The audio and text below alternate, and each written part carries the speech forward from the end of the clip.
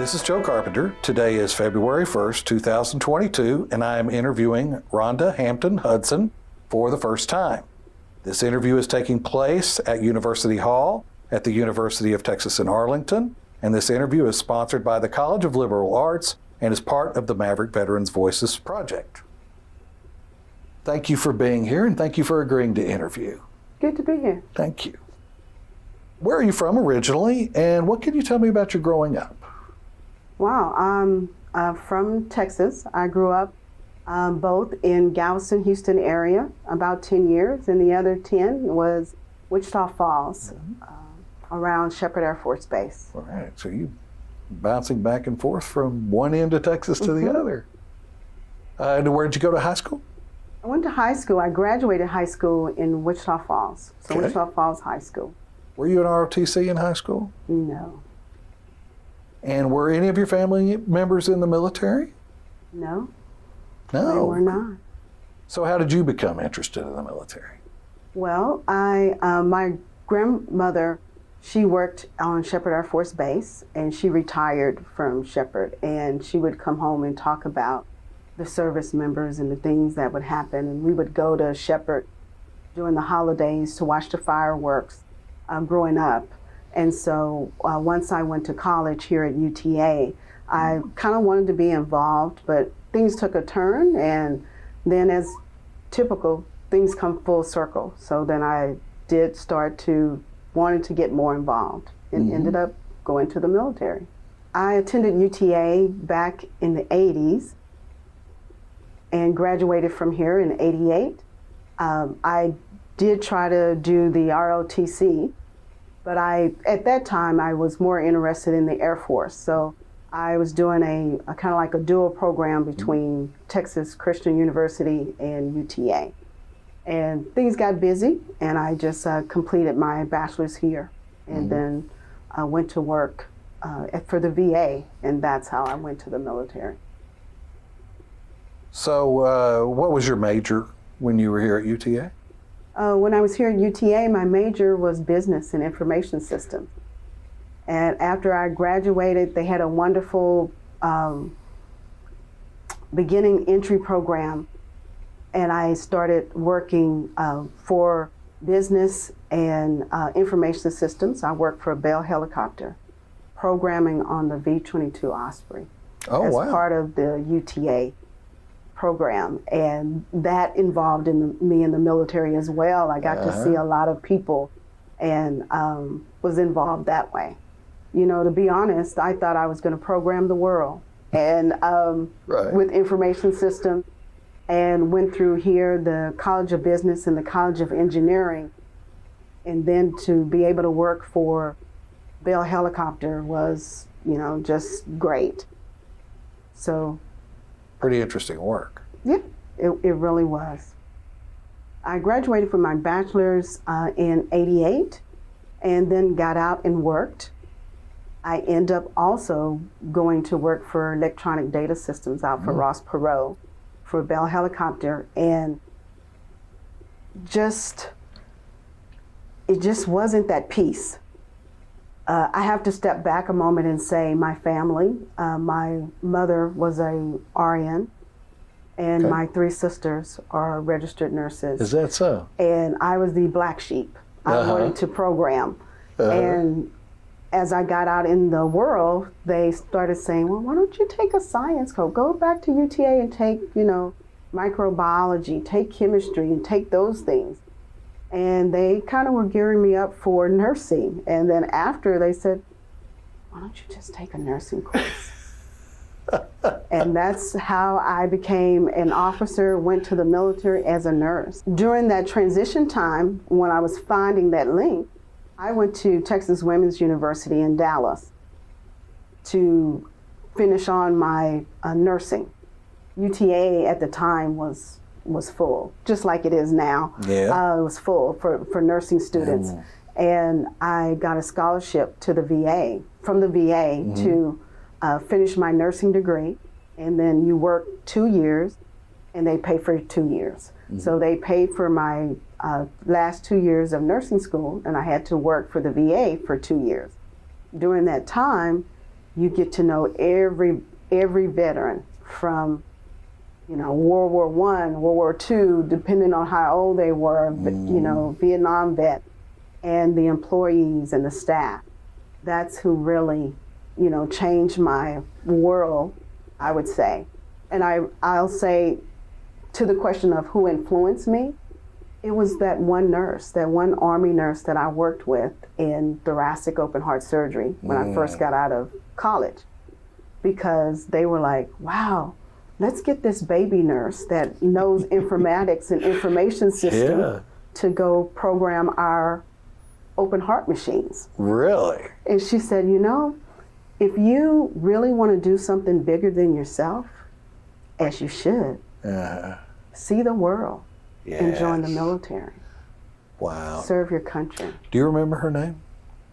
Yes, I do. Her name was Elaine, and she was a Army nurse, a retired Army nurse. Wow.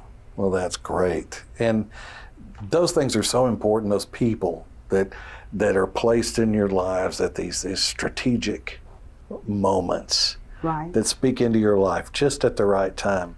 And that sounds like the kind of person that she was. Yes. That's great. I went in at 30. Okay. I was an older person. But I think, and you can correct me if I'm wrong, but I think my skin and my persona escapes most people. They don't think that I always got, how old are you? Right. You're not old enough to be. Right. So being 30, they thought I was 20 at the time. And when I was 40, they thought I was in my late 20s, early 30s. Right. So that's kind of a blessing and a curse at the same time, isn't it?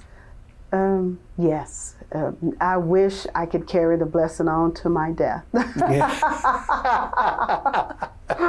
Yes, indeed.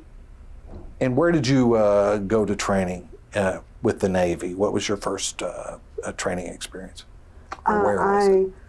Because I had 3 to 4 years of ICU and open heart experience when I went to the military, and I went to all, I will say, 4 branches. I went to the Air Force, and they had flight nursing. That wasn't my tip at the time. I was only in my early 20s. And I went to the Army, who had boots on ground. No, that wasn't my forte then either. The Navy said, based on your MOS or your specialty, which is ICU and surgery, you pick the base you want. We have East Coast, which is Bethesda, Portsmouth, Virginia, or you can go to the West Coast to San Diego and Camp Pendleton. Small town country girl from Texas, yes, I picked the beach of San Diego. I was like, yes, I'll do the Navy and go to San Diego, and that's what I did. I went to OCS as a Navy nurse. At the time was called Direct Commission Officer School. So they took direct commission, because you already had to have your specialty, and then they put the uniform on you, put the bars on top of your shoulders, and now you are a lieutenant. And you're expected to know what lieutenants are supposed to know. And I only knew what nursing knew.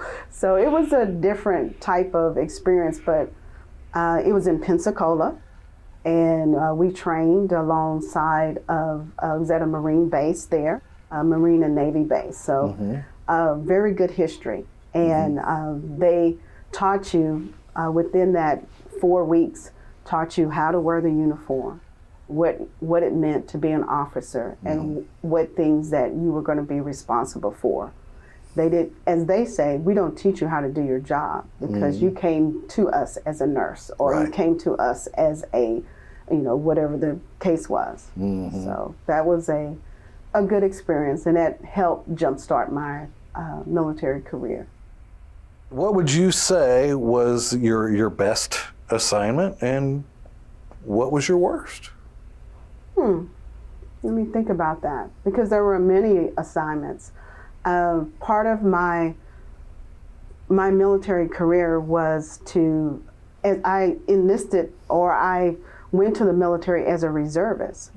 But because of my medical background, and we used to backfill, but as the landscape of the military changed, there is no longer backfilling. We were front filling. Yeah. We were on the side. We were, support.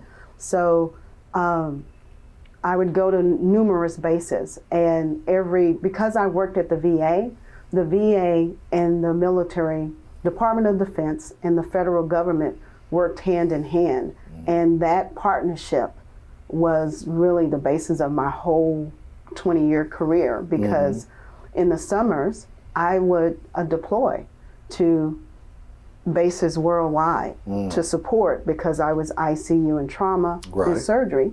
And then I would come back and I would work for the VA for a couple of years. And if it was time to deploy, I would deploy. Or if they needed someone 6 weeks in Jacksonville, or, I would do those things. That's interesting. So you said my best deployment or my worst deployment. I would say my best was a humanitarian mission, serving on the U.S. Mercy on the ship. Yes. And that was to the Philippines and to Vietnam. And wow. Doing surgeries, mission support for NATO countries, in terms of helping. Yes. That was hard, because you're on a ship for 4 months and you don't see your family. There is the communication is kind of not there, because you're out in the middle of the water. So that was the best, because you are serving in your I felt like I was serving in my capacity as a OR nurse, as a nurse. Yes. And at that time we were very short, and it was only 4 OR nurses, and we worked 12, 16 hours. Oh my goodness. Doing surgeries, but you felt like you were needed, and you felt the fruits of your labor. Yes. Having the children with the cleft palate. Yes. Doing those things, taking someone back aboard and off to shore, helping in that type of mission. That, I would say, is the best looking back. Yeah. My worst, I would have to say the worst and the best of would be the Afghanistan, being deployed to Afghanistan. And that's not because it was a bad deployment. It's that it's war at the top level. Yeah. And you were right there. And as a trauma nurse, you were right. You're right there. And you cannot unsee it. Before you went overseas, did you receive any sort of language or cultural training? Before you deployed to Afghanistan, for instance, was there any cultural or language training that you received? Sure. In 2012, 2013 was the major spin-up of trying to reduce the war and come out of Afghanistan. So we were placed on an expeditionary team, and that expeditionary team had to go through 3 months of boot camp and training with the Joint Forces, which is Army, Marines, and Air Force. And during that time, we all had to be a part of it's called Defense Language Academy, where they came in and we were taught Dari, Pashto, and Arabic. Wow. Because that's the place where we were deploying to. So can you speak those languages? I tell you what, which was very interesting to my husband at the time. I didn't think that I was going to really need that language. I was like, you know what, I'm going to be in an OR, I'm going to be doing surgery, I'm not going to even be talking. But once we got over there, we were given interpreters. Well, that was great until we were in the remote places where the interpreters couldn't go. And during times of civil unrest, you'd be amazed how fast you can adapt. The language that I learned that I didn't think I needed came right back, and I was able to be an interpreter for my team. Is that right? We needed someone to be able to speak the language, understand the well-being, and make sure that we were protecting and watching each other's six. Mm-hmm. Can't do that if you don't understand what someone's saying. That is exactly right. So what would you say was the most common phrase that you would have to? Because I was female on a all-male team. Yes. I adopted that role of interpreter to make the Afghan and the nationals feel more comfortable, because women were not allowed in a lot of places. Sure. So I would introduce my team as this is the expeditionary team and I'm the interpreter. And although I'm a trauma nurse, this is my 06, this is the 05, and then I would step back behind them. Because it would ease the tension. Because now you only see a person that is stepping up to say who everyone else is, and then who I am, and then I step back. When in actuality, I know what everybody's saying and what everybody's doing, and I'm the ear to my captain, to my 06. Were you awarded any medals or citations? We have to look at that picture because I don't remember. Nothing stands out. Nothing is. Oh, what stands out? Yeah, let's do that. What stands out the most is the Expeditionary Medal. Sure. That because most often nurses are not awarded that, and because again, combat medics go into combat, not nurses. Right. So that was a well-earned medal. I would say so. What specific positive experiences do you recall? Anything that made you laugh while you were deployed? Any shenanigans that you found particularly funny? Yes. We had a challenge coin when we were in Afghanistan. And the challenge coin had Afghanistan, and it was green, and it was given by those the higher-ups who had served along with us. And on the challenge coin, it said, "You can't make this shit up."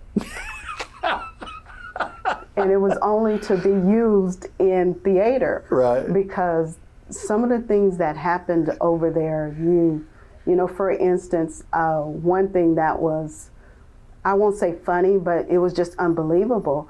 We were in Kabul, and the Afghans were siphoning gas out of the trucks to use to heat their homes. And so, everybody was just coming with these buckets, and they were siphoning the gas. Right. And, one of the 06 said, "Are they siphoning gas out the truck right there?" I was like, "Yep." "Are you sure they're siphoning?" I said, "Look." And as you can see my face, I'm like, "Look, you can't make this shit up."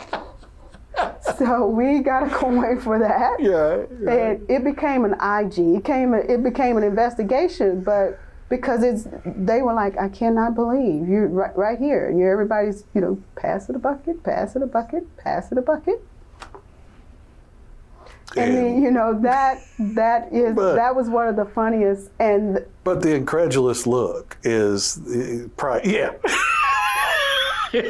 it's priceless. And the other, yes, and that was what they told me when we got ready to come out of Afghanistan. We had a little award ceremony, and that's what was given to me, which was the look. Yes. Priceless, because they had took pictures of me.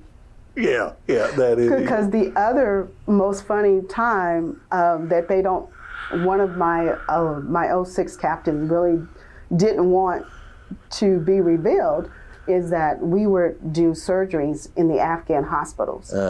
And those surgeries were not with anesthesia because they didn't. That is a third world country, and really even farther back. And they didn't always have the proper medication.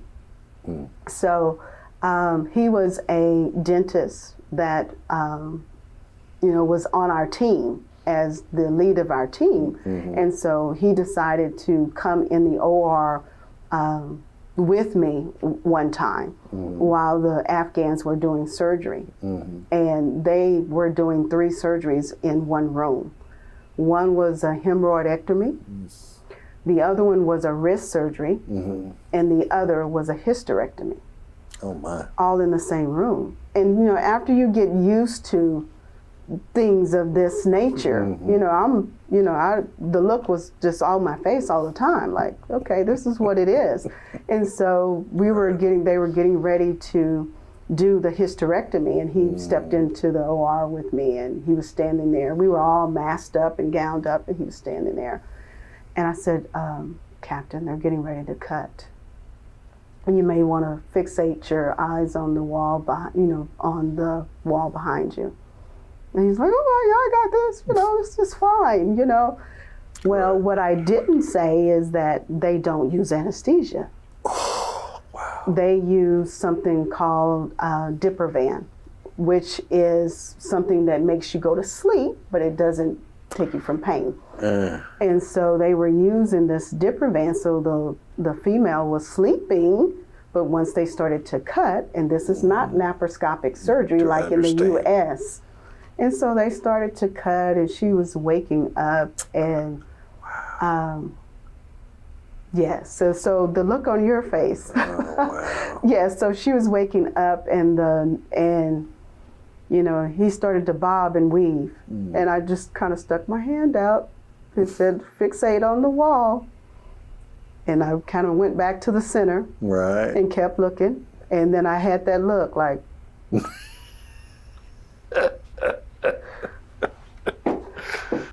Did you experience any discrimination, and how did this affect your career? Did I experience discrimination in the military? I would have to say yes.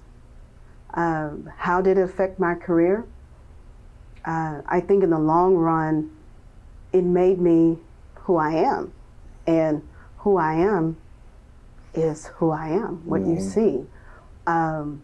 Was it discrimination on various levels? I would say yes. Racial, rank, just on different levels. So this will be a long story. What have you done since you left the military? Oh, wow. This won't be too long. I retired in 2016 from the military after 20 years. I took a year or so off. Yes. I just did PRN around town as a nurse.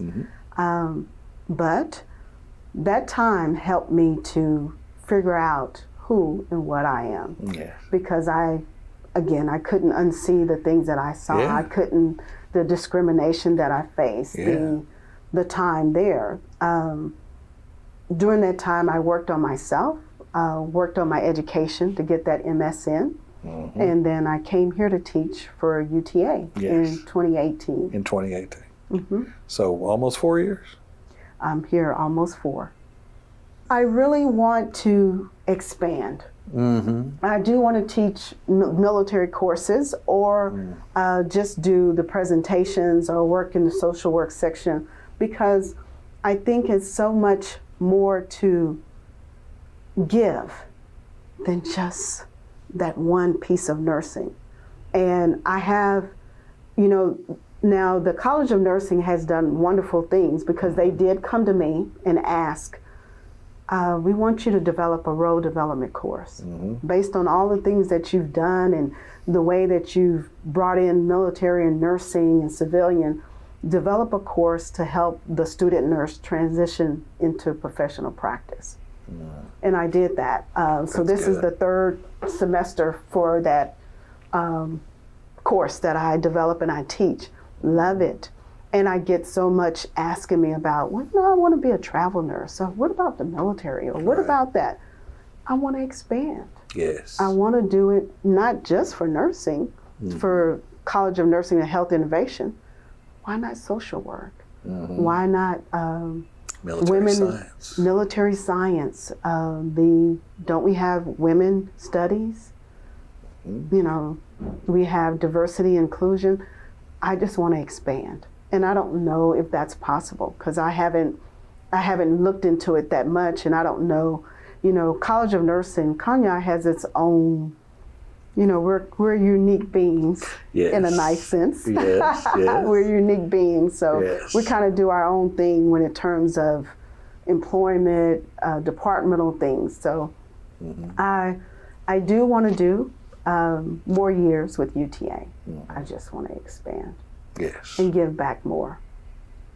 If you had the choice to serve all over again, would you do it? You know, I get that question quite often. I get it from students here at UTA when I make the presentations or a facilitator at Department of Defense. I get that same question. If I had to do it all over again, would I do it? And the answer is, without a heartbeat.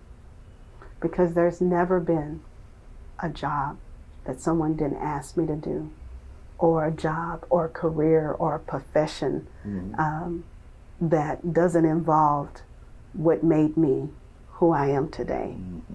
So yes, those experiences, those times, they make you. You know, I never thought that it was something that would break you. It wasn't. It makes you who you are.